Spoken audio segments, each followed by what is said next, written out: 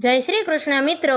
તો આગળના ભાગમાં આપણે દત્તાત્રેય ભગવાને રાજા યદુને 24 ગુરુમાંથી 21મા ગુરુ સર્પને બનાવવા પાછળનું કારણ શું હતું તે સમજાવ્યું। તો મિત્રો આજે આપણે દત્તાત્રેય ભગવાનના 22મા ગુરુ કોણ છે અને તેને ગુરુ કેમ કર્યા તેનું કારણ જાણીશું। ભગવાન દત્તાત્રેયે જીવનના દરેક તત્વમાંથી કંઈક શીખવાની ભાવનાથી પ્રેરિત થઈ 24 જુદા જુદા ગુરુઓમાંથી આત્મજ્ઞાનના અમૂલ્ય પાઠ મેળવ્યા હતા। તેમણે માત્ર મનુષ્ય જ નહીં પરંતુ પ્રકૃતિ, જીવજંતુઓ, પક્ષીઓ, પશુઓ અને કારીગરો સુધીને પણ પોતાના ગુરુ સ્વરૂપે સ્વીકાર્યા હતા। તેઓનું માનવું હતું કે જ્ઞાન કોઈ પણ જગ્યા પરથી મળી શકે છે। એવા 24 ગુરુઓમાંથી એક છે શરકૃત, એટલે કે તીર કે બાણ બનાવનાર કારીગર। તો ભગવાન દત્તાત્રેયે શરકૃત પાસેથી કઈ શિક્ષા મેળવી હતી તે જાણીશું। શરકૃત એ એવો કારીગર છે જે વનમાંથી લાકડા એકત્ર કરીને તેનો નિપુણતાથી અને સચોટ રીતે ઉપયોગ કરીને તીર બનાવે છે। તે તીરો એવી રીતે ઘસે છે કે તે દુશ્મનને ભેદી શકે અને એ માટે તેને ખૂબ જ એકાગ્રતાથી અને ધ્યાનપૂર્વક કાર્ય કરવું પડે છે। એક વખત બન્યું એવું કે ગુરુ દત્તાત્રેય અવનવી શિક્ષાઓ મેળવવા માટે ભૂમિ પર વિહાર કરી રહ્યા હતા।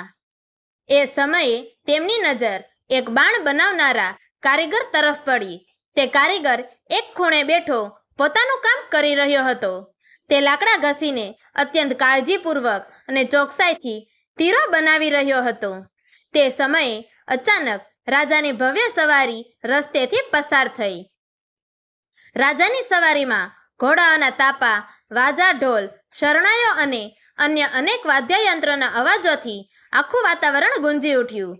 દરબારીઓના અવાજો, ભાગદોડ અને સાથે ભણકારા વચ્ચે પણ એ તીર બનાવનારનો ચહેરો શાંત હતો। તેની આંખો લાકડાની કસોટી પર જ હતી। એણે માથું પણ ઊંચું કરીને ન જોયું કે બહાર શું થઈ રહ્યું છે। આ જોઈને ગુરુ દત્તાત્રેયને આશ્ચર્ય થયું। એમને લાગ્યું કે જો કોઈ માણસ તીરો બનાવવાના સાધારણ કાર્યમાં આટલી એકાગ્રતા રાખી શકે છે તો આધ્યાત્મિક જીવનમાં તો અનેક ગણી વધુ એકાગ્રતા જરૂરી છે। ગુરુ દત્તાત્રેયે શરકૃત પાસેથી જીવનનો અતિ મહત્વપૂર્ણ પાઠ શીખ્યો હતો।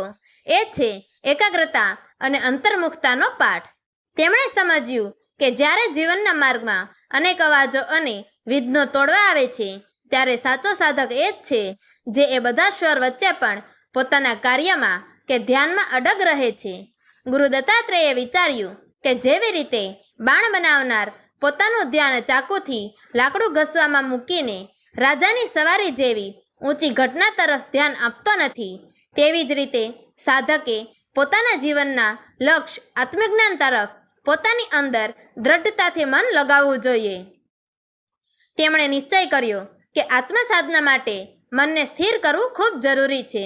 જો આસન, પ્રાણાયામ, અભ્યાસ અને વૈરાગ્ય દ્વારા મન પર કાબૂ મેળવી શકાય તો એ મન પરમાત્મામાં સ્થિર થઈ શકે છે।